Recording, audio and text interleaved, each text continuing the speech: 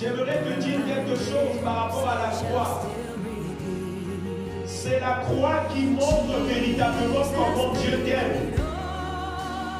Dieu peut te guérir, mais ça ne montre pas tout l'amour de Dieu. Dieu peut te bénir, mais ça ne montre pas tout l'amour de Dieu. Je répète encore, Dieu peut même te donner des dons. Dieu peut même te remplir de l'onction. Dieu peut même te donner la puissance de guérir les malades, ressusciter les morts, mais ça ne montre pas tout l'amour de Dieu. Tu veux connaître la réponse pour savoir où se trouve l'amour de Dieu, où l'amour de Dieu, c'est lorsque tu étais encore pécheur. Tu ne le connaissais même pas. Il est mort à la croix pour toi. Il a donné sa vie pour toi. Alors que tu ne le connaissais même pas, alors que tu ne l'aimais même pas, alors que tu ne priais même pas, alors que tu ne t'approchais même pas de lui, il est mort pour toi.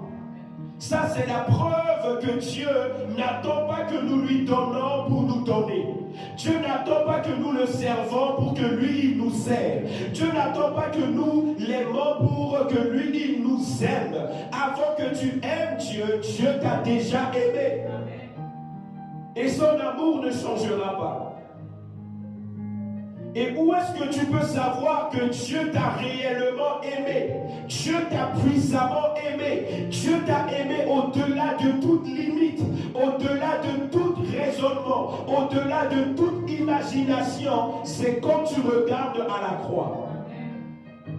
Quand tu regardes le Fils de Dieu mourant à la croix, c'est là que tu comprends que Dieu est venu sur la terre, a souffert pour toi et a donné sa vie pour que tu puisses plus souffrir dans le péché, mais que tu sois libéré du péché pour vivre dans la sainteté. Dieu m'aime, dit Dieu m'aime, parce qu'il est mort à la croix pour moi. La preuve que Dieu t'aime, c'est parce qu'il est mort